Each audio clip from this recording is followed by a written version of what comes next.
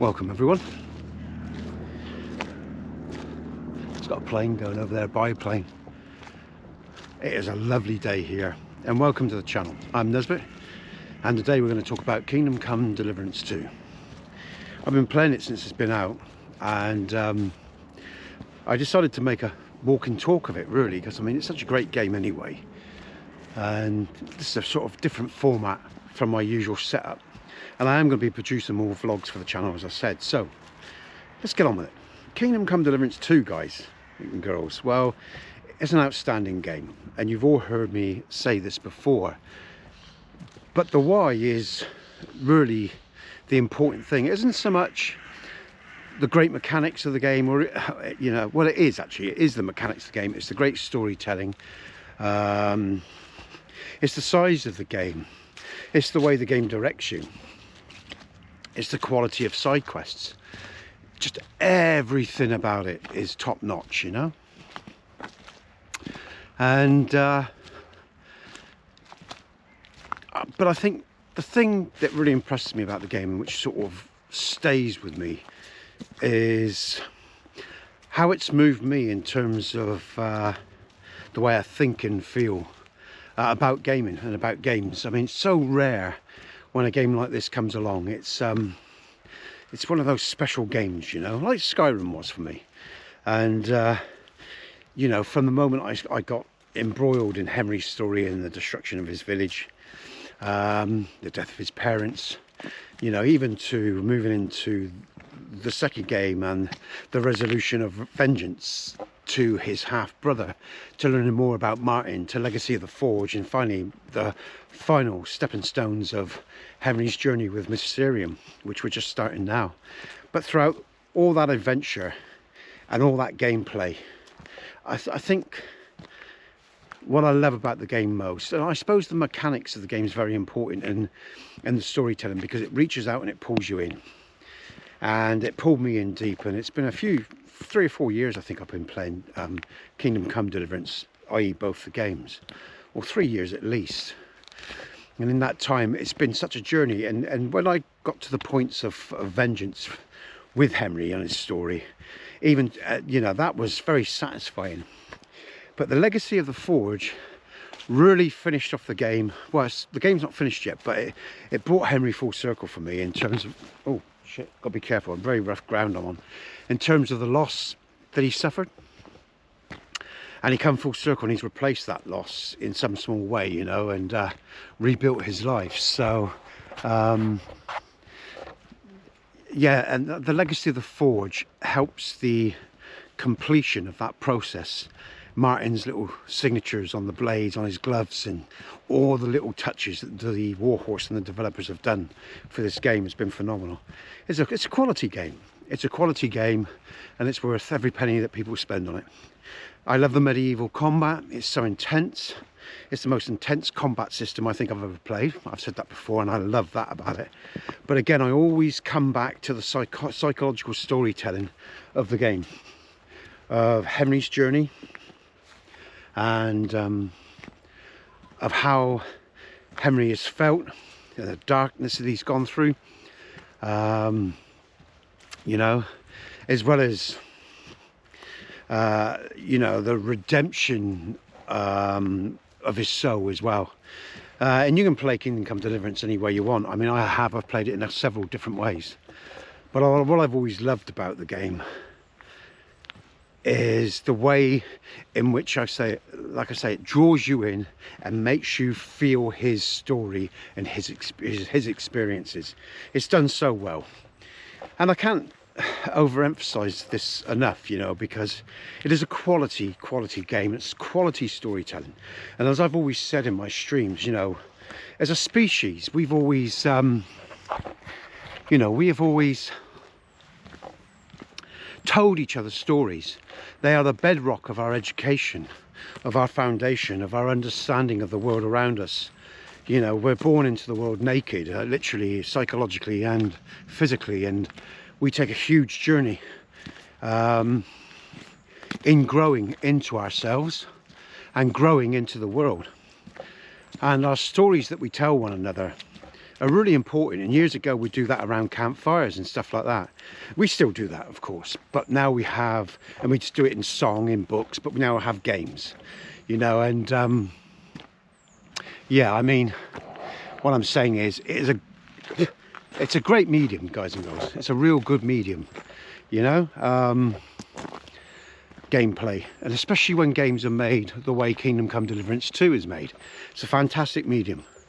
And you know, Kingdom Come Deliverance 2 and KDC, even though KDC was rougher, there's no getting away from the fact that KDC, the first game, was rough around the edges in places. It had performance issues, but the storytelling was fantastic. But KDC 2 has been polished off, it's been perfected, and it's a brilliant piece of work. And you know, big shout out to Warhorse, of course, because they've made a fantastic, oh shit me, can't go that way, man, missing me turning. They've made a fantastic game. The thing with walk and talks, guys and girls, you can just literally walk and talk and you end up traveling, you know, quite a way, and you know. But yeah, some rough ground I'm traveling around here. This is where they plant a lot of Christmas trees here, as you'll see as I'm moving through the roughage here. But you know, but it's a nice walk that's close to me. Like I say, I got to be careful. It's a bit of rough land, but it's pleasant.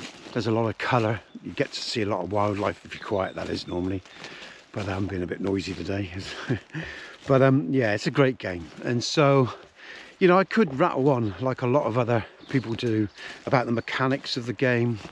And go in depth on the story or whatever, but I'm more interested in what, though those elements are very, very important, but they're important because they're the things that draw us into the game. And I'm more interested in what the game has done to me in terms of drawing me in and making me feel and experience myself, right?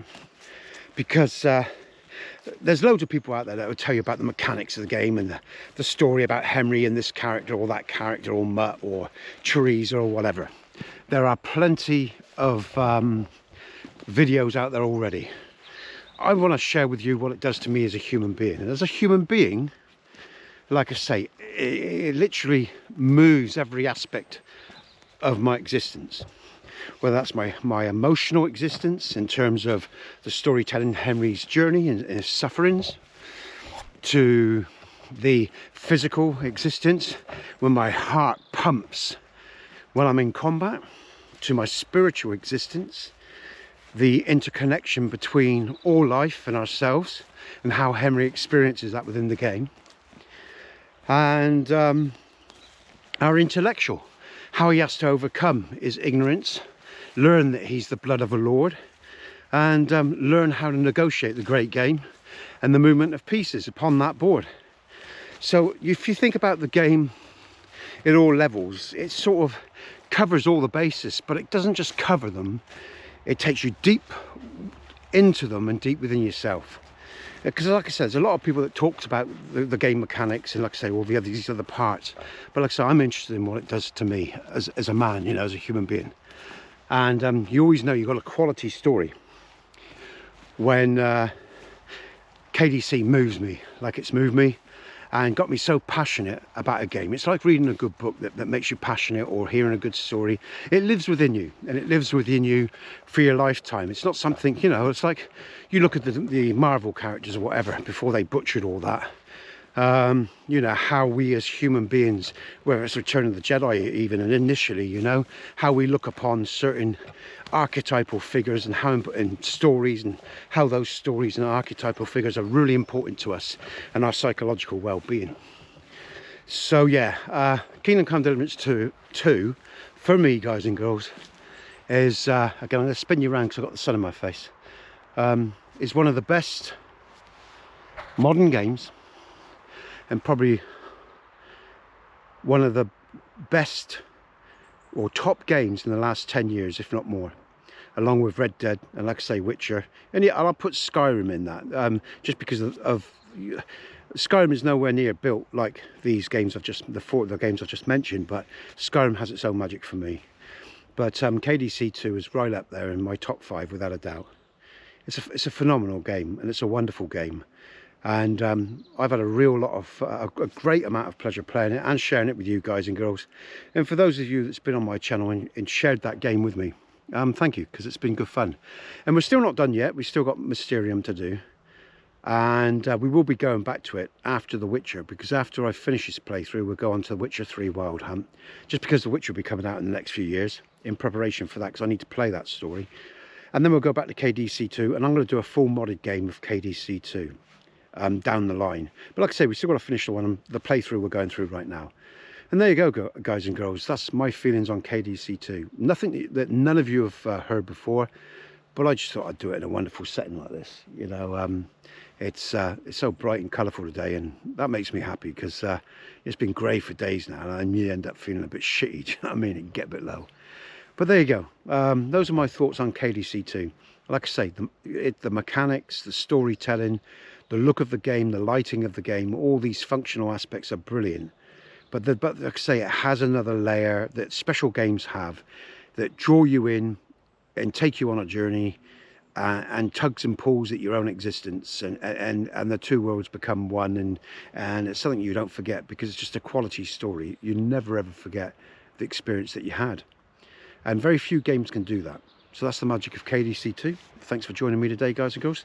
I will see you all very soon with another vlog and another rundown of other games that I've played, my feelings on them. And I might even come back and do more on KDC. Yeah, we'll see. But for now, this is just a stepping stone for the channel and for the vlogs that I'm doing, and some of the content that I'm going to be bringing you. So if you like what I do, and if you like what you heard, join the channel, join the members channel, because there's going to be a lot more content like this coming your way, along with the streams and all the other stuff that I do. Okay, you all take care. I'm Nesbit. You're the people of Bohemia. I'll see you on the other side. Ta-ra, folks.